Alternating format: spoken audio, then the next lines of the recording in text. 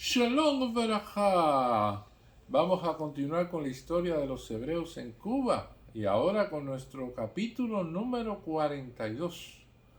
Vamos a tener una primera sección de humorismo en la revista del Círculo de Estudiantes Hebreos de Cuba, precisamente publicada en febrero de 1930, y otro artículo editorial de marzo de 1930 también.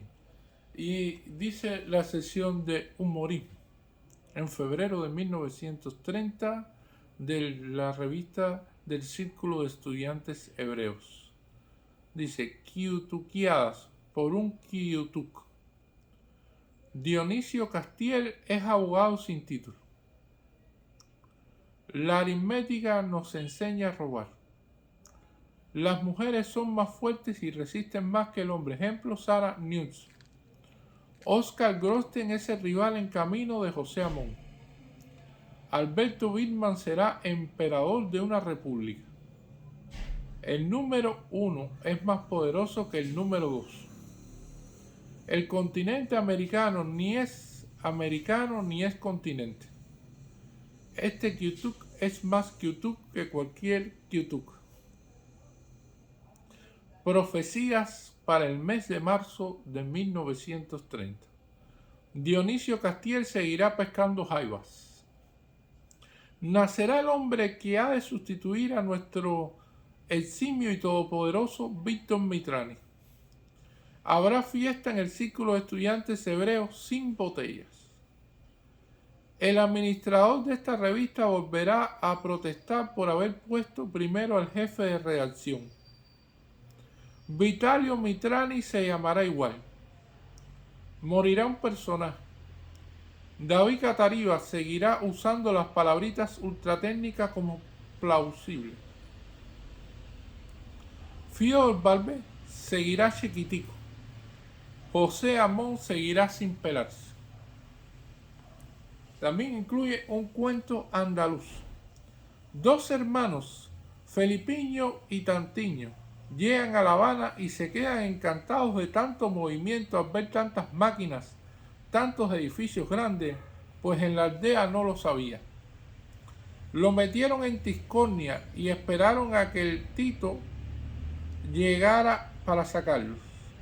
El tío llega y le regala con un paseo de máquinas, cosa nunca sentida. Toman el tren en la terminal y llegan al pueblo de Arrancamameyes.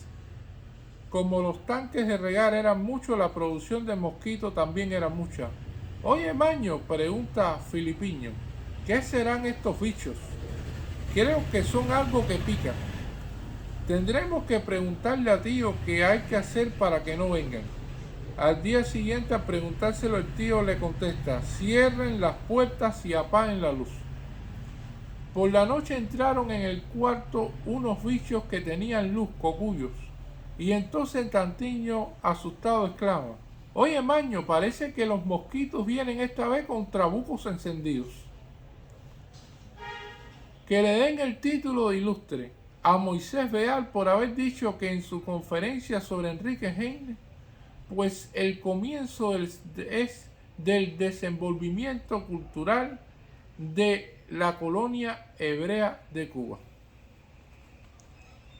Ahora, en el artículo editorial de marzo de 1930 va a aparecer este interesante artículo que dice así: queramos o no, tenemos que admitir que Cuba es un país propio para el desenvolvimiento de ella, de una colonia israelita, y que ya es así. Tenemos que pensar la manera de formar la vida de nuestra colonia de modo que pueda llenar todas sus necesidades.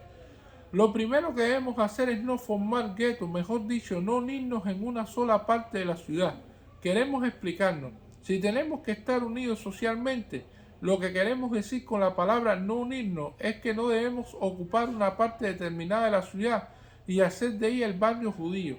La historia no puede demostrar que los guetos en la antigüedad se formaron en muchos casos por los mismos judíos.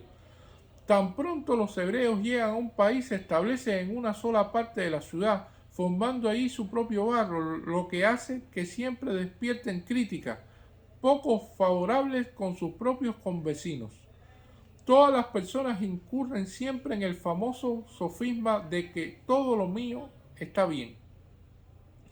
Y así vemos que llegan los hebreos de un país a otro, con diferente cultura, con diferentes tradiciones, con una manera completamente extraña de vivir, y forzosamente nace un desacuerdo entre los elementos propios del país y los que migran a él. Los primeros inmigrantes hebreos que llegaron a Cuba en grandes masas eran de su mayoría que por desgracia perdieron en sus tierras el modo de vivir, unos en la Gran Guerra, otros en las revoluciones y en las crisis generales de Europa. Entre los últimos inmigrantes hebreos que llegaron a Cuba se encuentran también personas de la alta sociedad europea, los cuales constituyen un alto beneficio para la colonia hebrea de Cuba. Pero esta inmigración se diferencia de las demás, que en su mayoría está constituida por jóvenes de 18 a 30 años. Estos jóvenes, mejor dicho, estos niños hijos de la Gran Guerra, puesto que si analizamos bien no tienen arriba de 15 años, teniendo en cuenta el chance de desarrollarse culturalmente que ellos han tenido. Pongamos un ejemplo: un hombre que encuentra hoy en día con 30 años, al comenzar la guerra mundial, él tenía más o menos 15 años.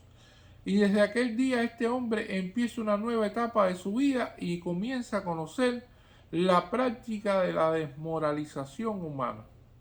Cuando estos niños de 15 o más años vieron con sus ojos juveniles la destrucción de la humanidad, cuando vieron que las ideas más santas eran pisoteadas por el tacón del soldado, cuando vieron la rapidez con que se cambiaban los mapas geográficos como un fil en la pantalla, el que no tuvo tiempo en sus 15 años de vida de ver nada anterior creyó naturalmente que todos los horrores vistos eran cosa natural.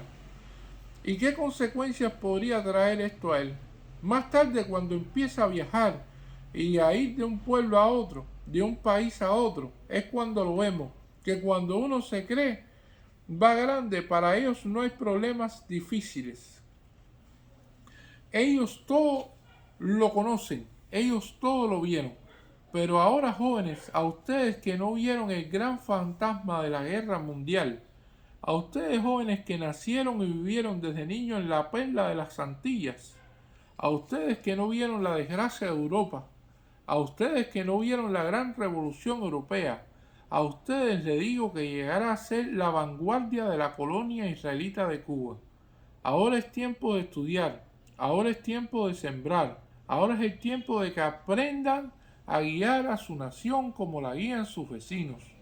Es difícil ser guía a una nación que está integrada por ciudadanos de todas partes del mundo, pero sin embargo, todos los jefes judíos han demostrado su capacidad para guiar a grandes colonias, y ustedes, si siguen a sus antecesores, también podrán llevar el progreso a la colonia israelita de Cuba, igual que llevó Disraeli al triunfo de la colonia israelita en Inglaterra. A estudiar, jóvenes hebreos, que el futuro es vuestro. Muchísimas gracias.